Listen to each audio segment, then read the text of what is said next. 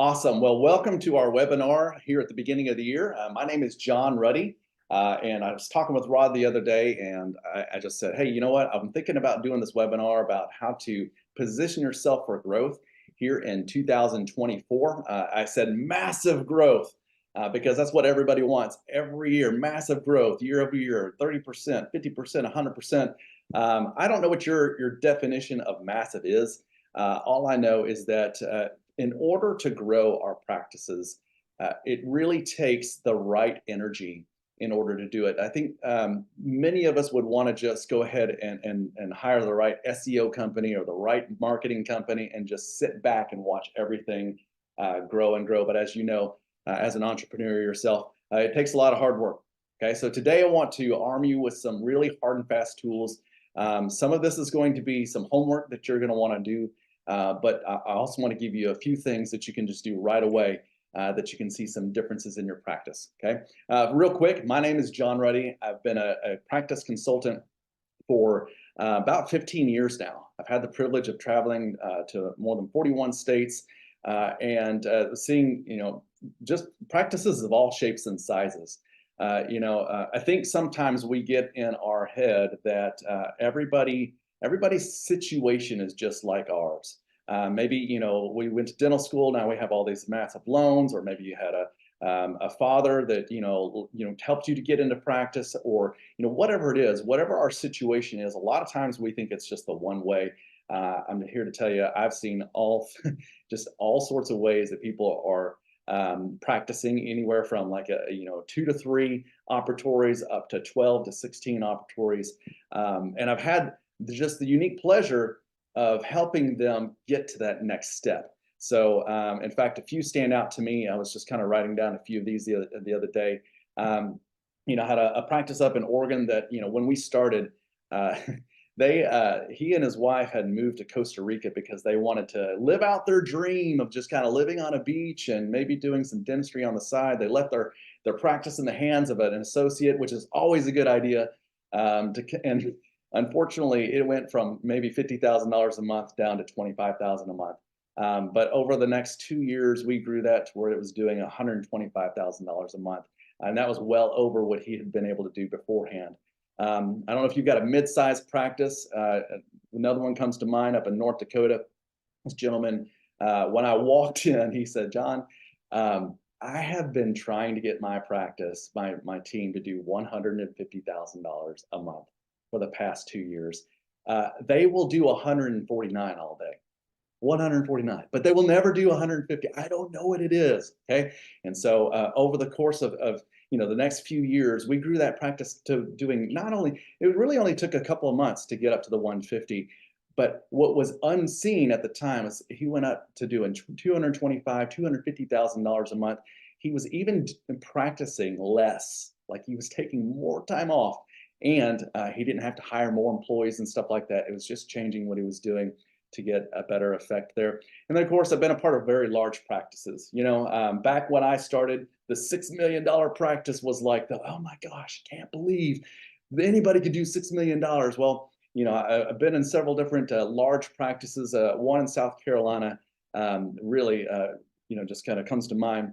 The guy was doing $4 million a year. He had 4 associates, and I can't even remember how many hygienists.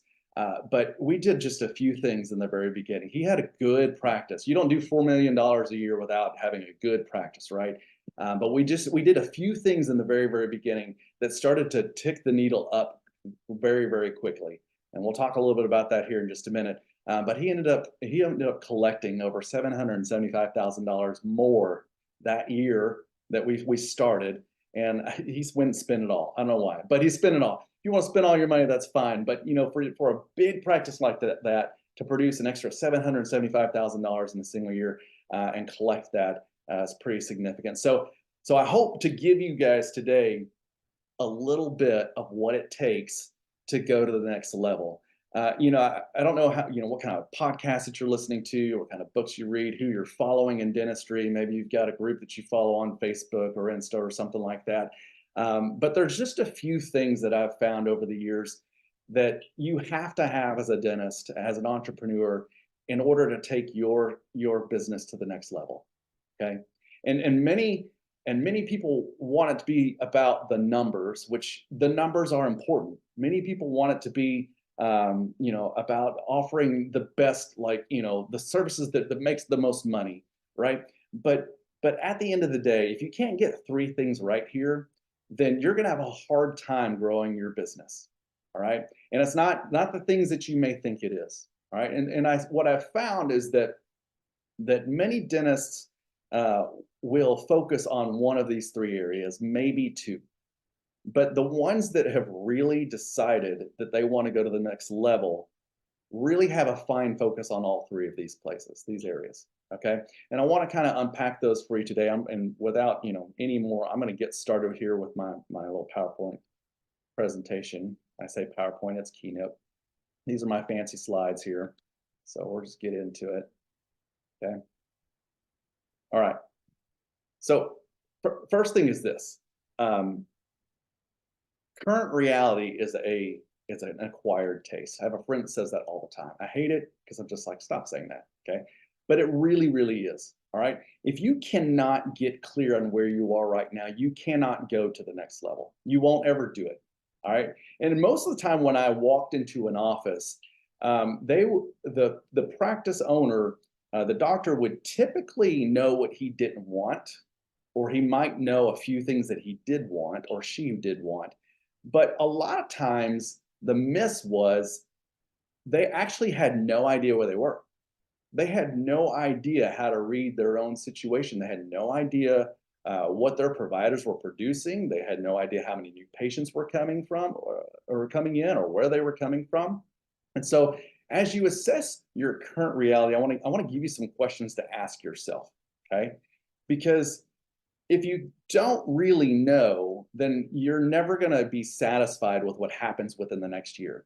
In fact, I've had several situations where I've walked into a practice and the doctor has been just so frustrated for months before I showed up.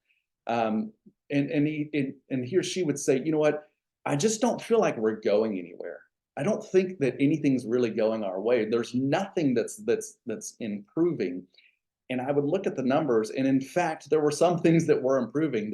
I could tell them, actually, you collected more this year than you did the year prior, or you actually produced more in your chair this year than you did the year prior. And it just shocked me how they just had no idea. They were focused on all the things that were going wrong, the people that were canceling on the schedule or whatever. But I really want to invite you to get real crystal clear on where you're at. Because as you do, and you sit in that, sometimes it's great. You're just like, this is amazing, and I want to do better. But sometimes you have to just really face the muck and the mire and go, okay, I've got to own that. That's me. It's not anybody else. It's me. I'm the practice owner. This is me. Okay. So here's some questions that I want to invite you to ask yourself: is what percentage of your revenue do you take home? Most practices, or most doctors, if you're lucky, you're taking home anywhere from 30 to 35%. Okay, that's most of the expenses. When I look at an expense report, most doctors are spending somewhere between 65 and 70% or more on the practice. Okay, and so when you look at it, well, how am I going to produce more? How am I going to collect more? You might also have this tension going, I don't think I can do more. I don't have the time. I don't have the energy. Okay, but if we can win in that one area, if we can help to reduce how much you're spending, all of a sudden you could do the same you did last year, and you could spend less and you could take home more. Okay, how much time do you focus on new patients? If you've ever read the book Tipping Point by Malcolm Gladwell, he talks about this company. Anybody remember the company of Montgomery Ward? Back in the day, it was like, let's go to Montgomery Ward. We picked up shirts and shoes and all this kind of stuff. Well, at some point, he says that Montgomery Ward stopped focusing on where they were getting their new clients, their new customers. They were like, we have so many, who cares? It doesn't matter. And at some point, they started to see fewer and fewer people coming to the practice. So do you know, okay, and they're no longer around anymore, do you know where your new patients are coming from? It's one of those things where you can't go back and figure it out most times. Okay, either you're tracking this or you're not. So if you're not already tracking where your new patients are coming from, it will really help you inform where you should spend your marketing dollars. So ask your front desk, are we tracking this? If they aren't, let's start today. This is a big one. Is my team operating on the same page? Let me just ask the question. Maybe you can put it in the chat, yes or no. Is your team operating on the same page? Does the team operate in a way that they have your vision for practicing? Okay, your vision for what a new patient experience should look like. In some cases, I'd say that that a lot of teams do, but in most cases, they don't. And this is a big miss when you're wanting to grow your practice. Okay, does my team has the vision for the practice? What have I allowed to slip in the last 6 to 12 months? Have you ever noticed that sometimes you start moving in a single direction and you're spending so much time doing it, and finally you see results, and then you start focusing so much on the results or the new patients that are coming in? We have a lot of people. I don't have time to do with that what I was doing, right? That got all the people in there, and then all of a sudden you don't focus on the things that got you there. And then here in the next 3 months or 6 months, all of a sudden something happens. You're like, oh shoot, where'd everybody go? Okay, so getting real clear on what am I letting slip? What is my total AR minus credits? If you haven't pulled that report, you ought to do that. I remember an office I visited, and the guy's like, man, check out my AR. My AR is great. It's amazing. It's only $120,000. Well, come to find out, he had like almost $200,000 in credits that he owed people. It was a hard day for him. But we really need to get clear. Okay, where exactly are we? Okay, and then what is my collection percentage? All right, this is a big thing. In fact, don't think a lot of practices focus a lot on this. It's hard to get out of like a number out of Dentrix or something like that, or EagleSoft. You can get those numbers, but if you're not tracking this based on your net production and your collections, then it could look differently if it was based on your gross production. That's what I'm trying to say. Okay, but really clear on, okay, based on my net production, what is my collection percentage? And if it's not 98% or higher, then there's a problem. I mean, if you're producing $1 million a year, then each percentage point that you have under 98%, that's $10,000. So if you did 95%, well, that's $30,000 that people owe you somewhere. Okay, so and then this last one. Okay, if you got sick today and had to take time off, would another doctor be able to come in and do what you're doing? Okay, and so there's just kind of a just quick shot of, okay, where am I? All right, and I hope that as you look at some of those things, you already have that crystal clear vision. But if you don't have that crystal clear vision, you want to get really clear on that really quick, because some of you may have already thought of, okay, this is what I want. This is what I want to create. And that's kind of the next step. The next step is figure out, okay, well, what is it that I want to create in my practice here? And so the question, one of the things that I would ask for anybody who wants to create something more is, are you beginning with that end in mind? Okay. Economy is going to do what it's doing, right? Cost of living is going up. But as you look at how long you want to practice, and how much time you have, and what you want to be able to retire on, what is the deficit there?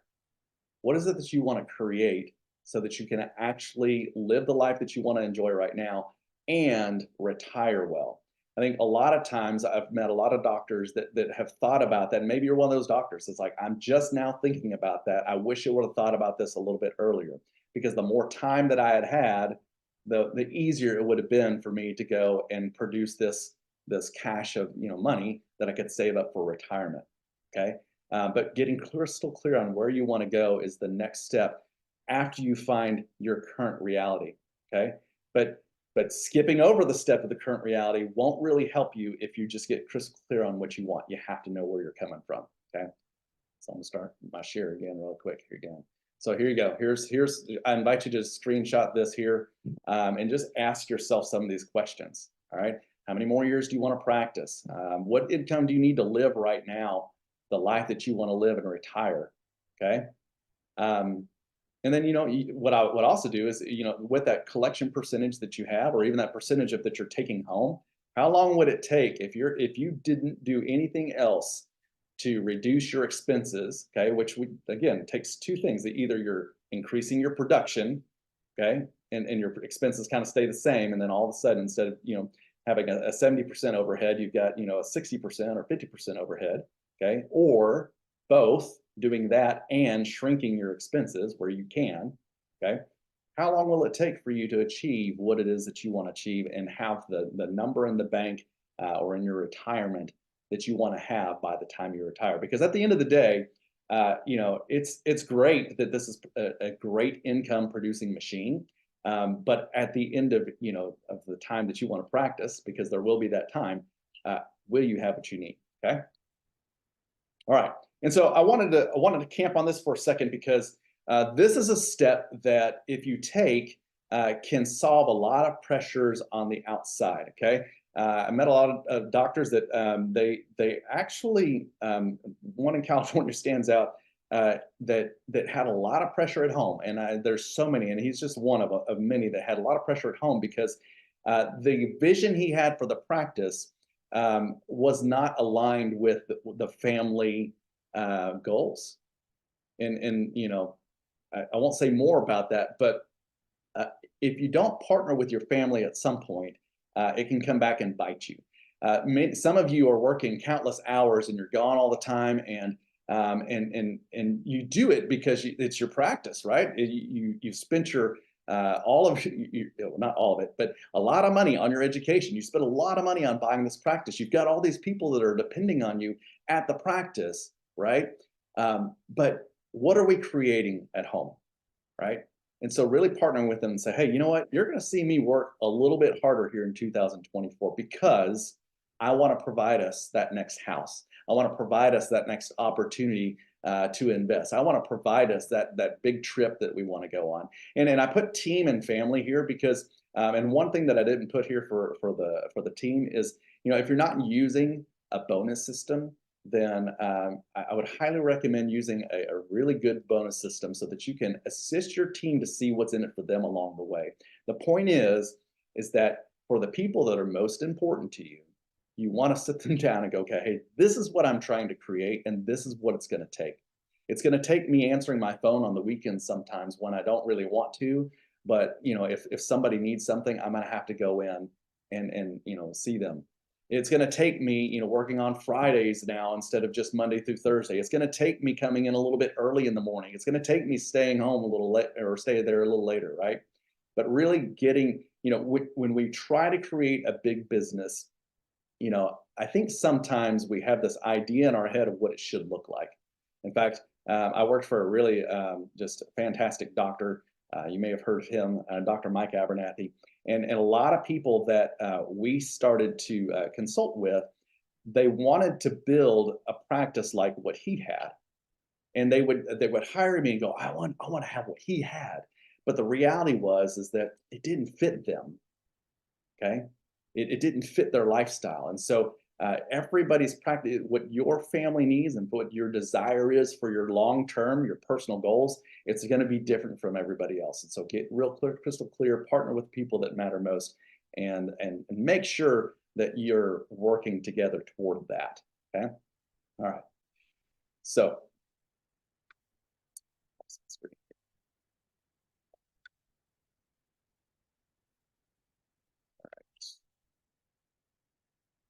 sorry, the little share button went away here for a second here.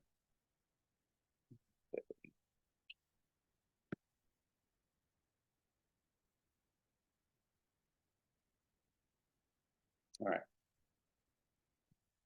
I'm to share. Okay, that's not all share. All right, so moving on to the next part here.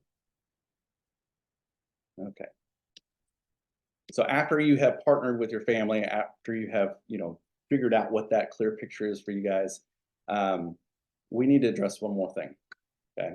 And this is probably the hardest thing to address. And the reason is because, well, here's the reality. If we didn't have to work with people, this would be really, really easy. Right? But the reality is that you have to work with people. There are people that are part of your organization that are taking care of the patients that you're bringing into the practice. And if I had to guess, you have a lot of good people working for you. Okay.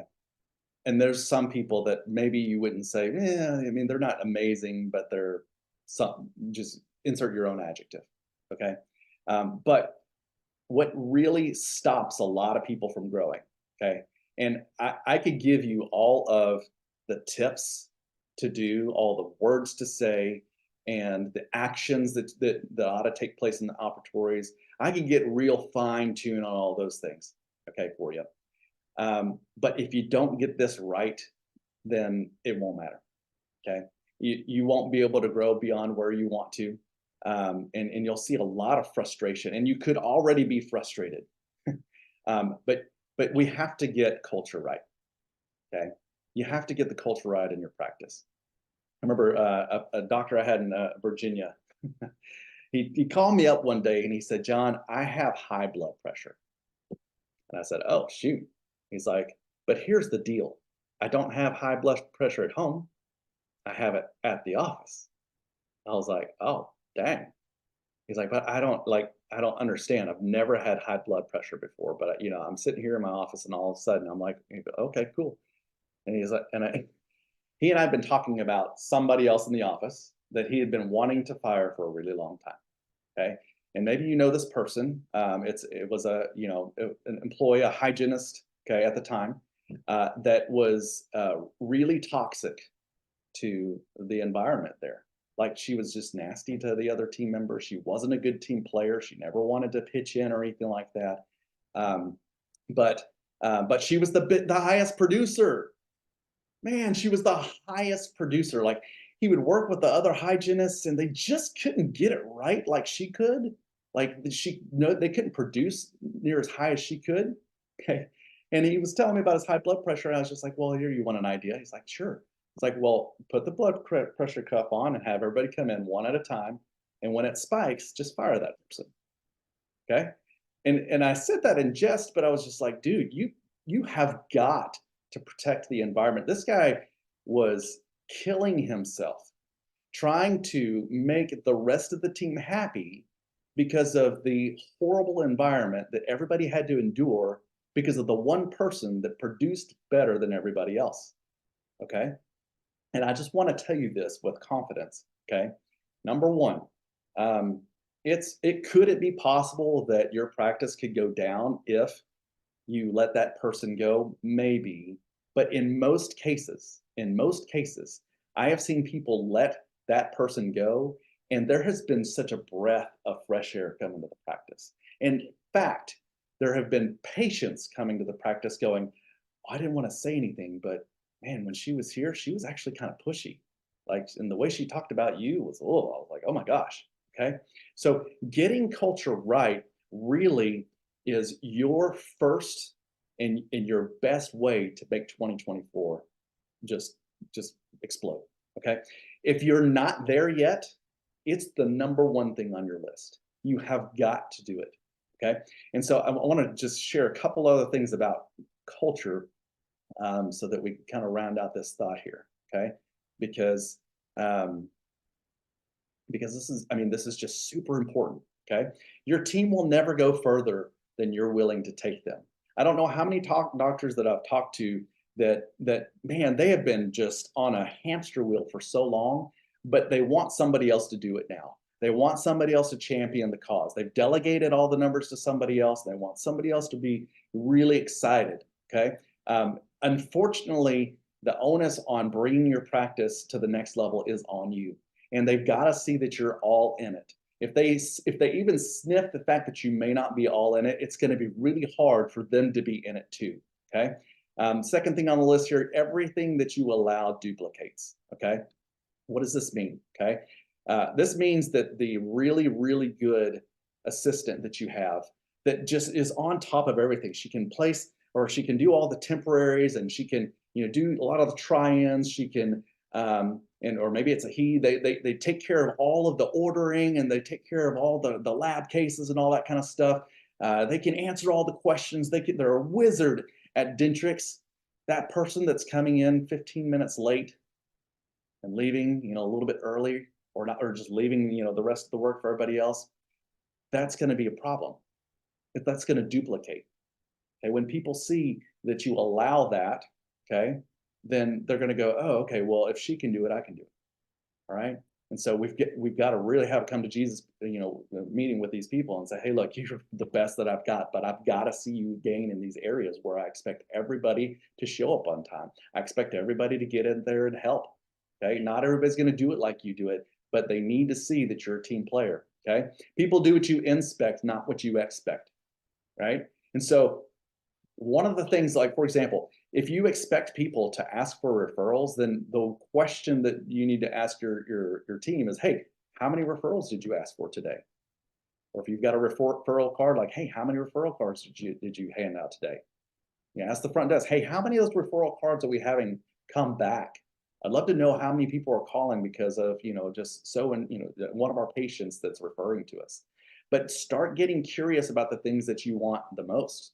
Okay. If we're talking about major treatment, okay, then ask your hygienist or ask your assistants, hey, tell me about your conversation with Mrs. Jones. Okay. Let them tell you what they're saying in front of Mrs. Jones and say, just tell me what you guys have been talking about. Okay. If it's the weather, you're going to find out, or if there's a tooth or a quadrant they've been talking about, then you're going to know. Okay. And tell them ahead of time. Okay. We talked about toxic behavior. It's got to go. And sometimes, unfortunately, we're the ones, right? And we gotta clean up our own act, right? And there may be an apology or two that we've got to get out of the way and say, hey, you know what? I have not been my best, okay? Or I've been frustrated and I've had other things going on, but I'm going to commit to being my best, okay? But the last thing on here, I think, is one of the most important things, and we've got to catch our team doing their work well. As business owners and leaders, a lot of times we get stuck in the what's not going right. And we want to tell the team about what's not going right. We got to do this better. We got to do this better. Right. But one of the best things that you can do, in fact, I've had doctors like use marbles, put marbles in their pocket.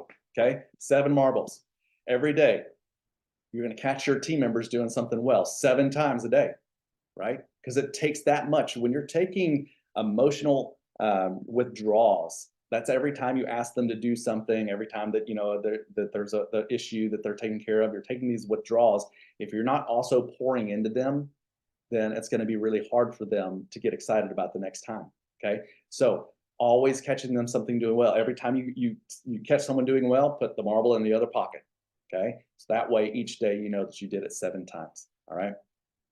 Now let's get into some real nitty-gritty stuff here. This is a formula that you can use if you're sitting there thinking, okay, I want to produce this much per month, okay, throughout the year. Or if you want to, say I want to do this much per year, you're backing up, divided that by 12. This is how much you want to do per month.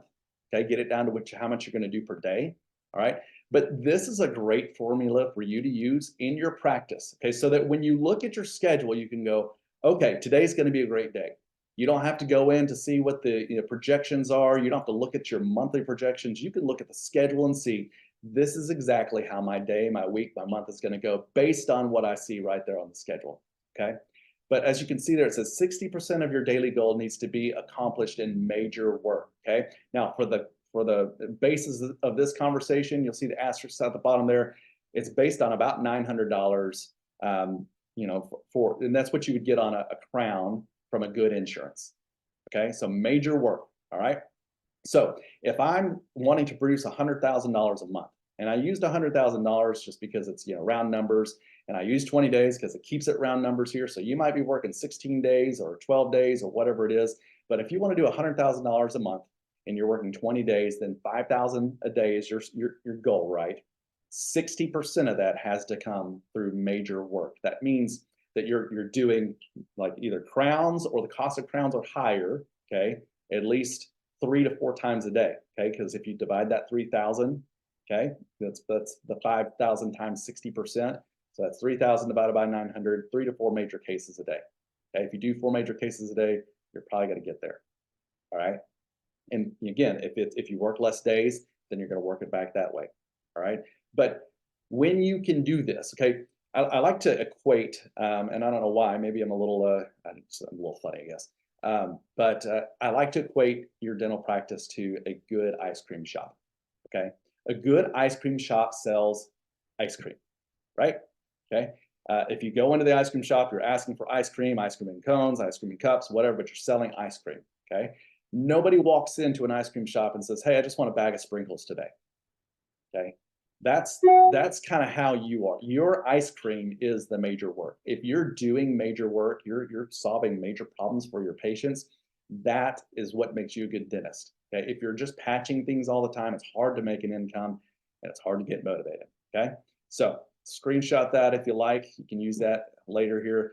Here's another really practical tip that still not enough people are doing. Okay. You take pictures, take pictures, take pictures. This is actually when I walked in the office in South Carolina that was doing $4 million a year. We did the one thing. We had practiced one thing extra, and that was taking pictures. And in 1 month, they saw $30,000 extra come in because they took pictures. They saw their case acceptance skyrocket because when the patient saw what was going on in their tooth, okay, with a good picture, making sure that it's not blurry or fuzzy or anything like that, they were more likely to say yes to what they needed versus just when they were showing the black and white film. Okay. So make sure you're taking pictures. Now you may be taking pictures. Is your team taking pictures? Is your team showing the patient's pictures? Now I see a lot of people taking pictures, but then they don't show the patient. Showing the patient is the goal here. It's not just having the pictures there. Okay. All right. Here's a great question, and I would again screenshot this or write this down because when you think about where you want to spend your marketing dollars, honestly, the marketing dollars that you spend outside the practice should be fuel on an already going fire. The fire is your internal referrals. Okay. So you may have heard the statement, you may even said it to your team, nobody leaves the office without an appointment. You've said that, I'm sure you have. Okay. But the question that a lot of us aren't asking is, hey, who else in your family needs an appointment? Okay. We want to invite our patients, our already existing patients, to be thinking about who else do we need to bring into this practice. And the best group of people to start with is going to be their family. Now, if they say, "Oh, I don't have any other family member. All my family comes here." That's great. How about all your friends? Okay. Now, I say that, and that might sound like, oh, I mean, can I actually say, yes, you can. Okay. People like a little humor. They like when you smile, but hey, shoot, man, that's awesome. All your family's coming here. How about all your friends? Where do your friends go? I have no idea. Well, shoot. Well, do you think that they would love having the dental experience that you have here at our office? Yeah. Okay. Well, cool. All right. And the better than that is having some sort of referral program. And I could talk all day about that, but a referral program that rewards them for spreading your message. All right. When you use your marketing dollars like that, and then you go and spend money on something like the Google ads or something like that, or anything else that you're spending your money on, that just basically pours more fuel on the fire because when those new people come in, your team's already asking them for referrals. Okay. But you've got to start the engine somehow. So this is how I would start your engine. If you're not seeing a ton of referrals coming in from your existing patient base, this is the first question that I would ask them. The second one is like this, and doctors, this is for you. Okay. I would ask them this question when you meet them. Okay. After you have a conversation with them and after you give them their treatment plan, okay, then you can kind of feel it out a little bit. They feel like they're receptive to your treatment plan and that kind of stuff. You could ask them, hey, would you mind doing me a favor? Now, the reason you're going to ask them to do a favor is because most of the time, people love to do other people favors. All right. They like to be the one to help. All right. And so you're going to ask them, hey, could you do me a favor? All right. And then when they say yes, you're going to say, hey, all right. So just real quick, after we get into doing your treatment and we see that everything is going well and you're experiencing the best dentistry that you've ever had, would you mind just sharing just our name with 2 or 3 other people that you know? Like, I just tell them, hey, you know what? I went to this amazing dentist. They really took care of me. And, I got this crown done and hey, check it out. It just looks like my normal tooth, right? But asking them that question is doing 2 things. Number one, you're sharing with them that your goal is to give them the finest, the best dentistry that they've ever had. Now, think about this for a second, okay? When people quantify what is the most amazing dental experience I've ever had, they probably don't have a long list, okay? So for you to be the best dentist, all you got to do is just do what you're going to say, okay?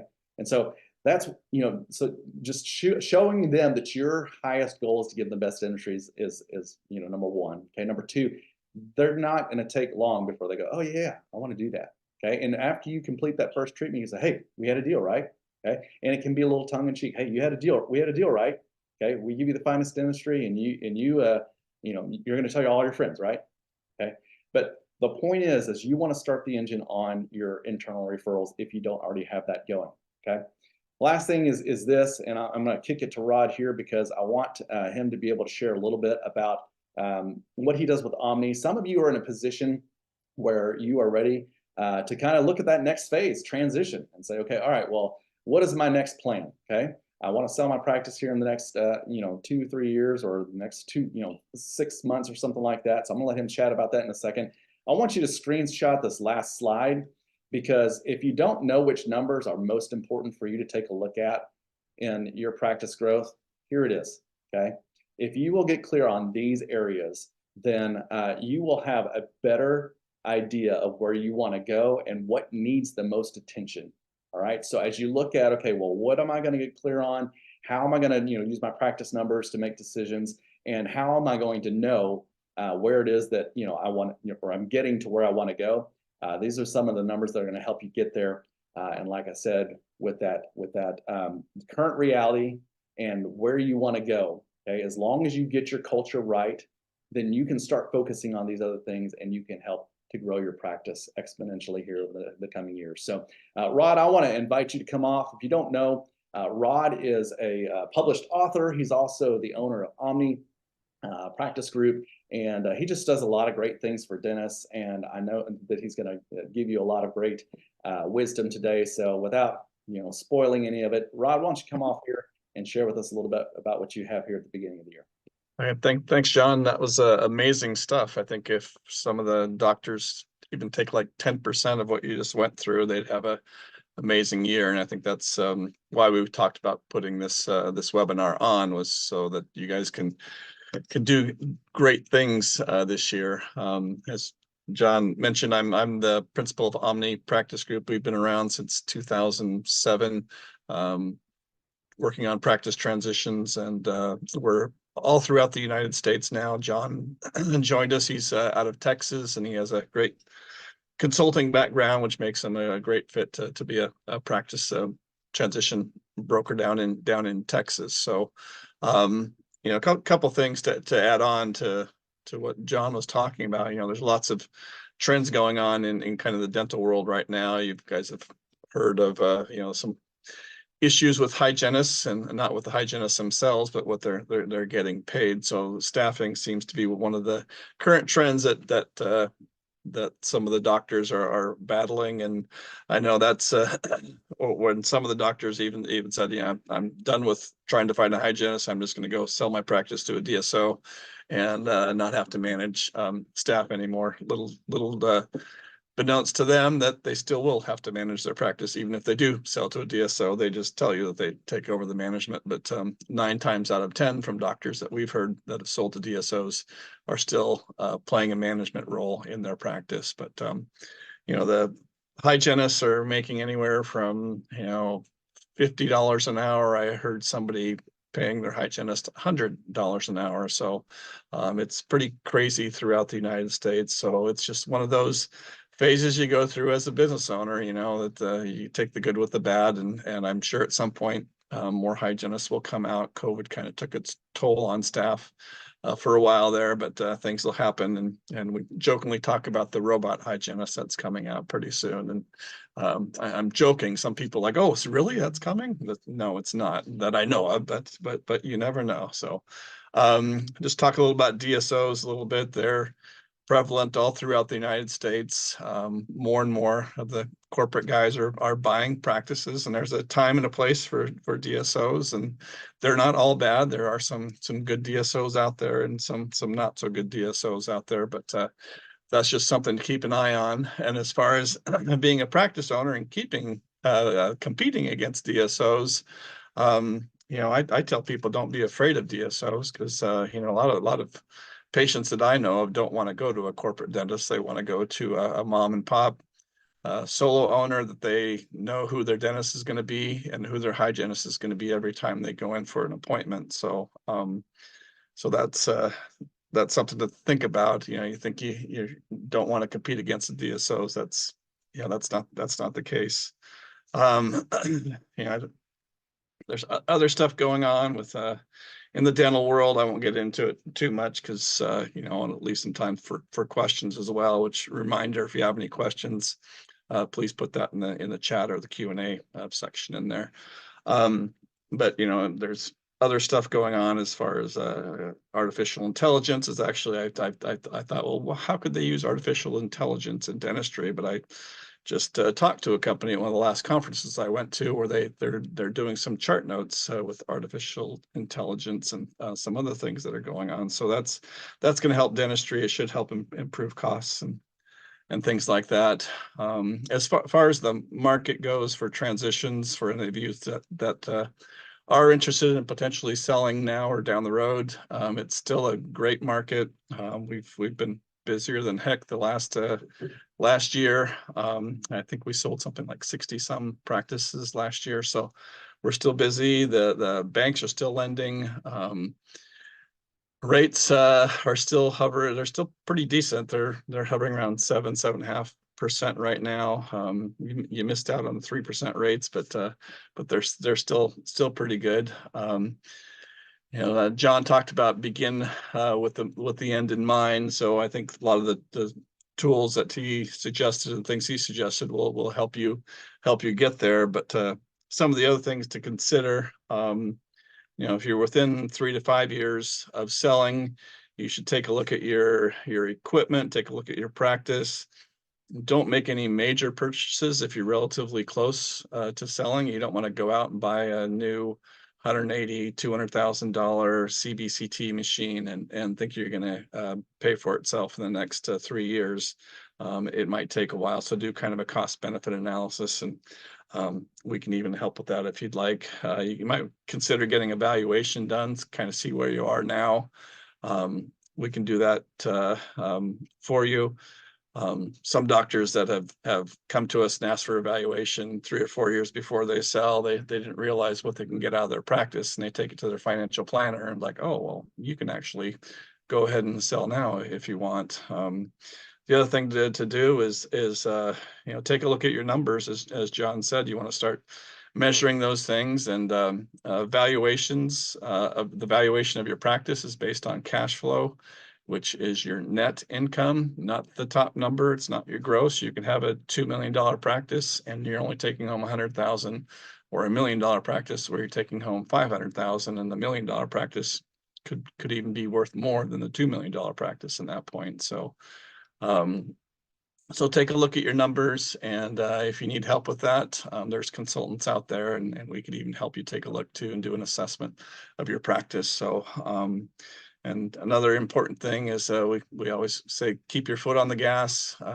In fact, push the pedal to the metal and floor it the last couple of years, because you want to. Banks like to see the practices going up and not going down towards the end, so they start to question things. So is the practice failing? Is the location not good, or what's going on? Why is the practice going down? So keep the practice going as much as you can. So and then just again, back to the numbers. Know your numbers, where you are.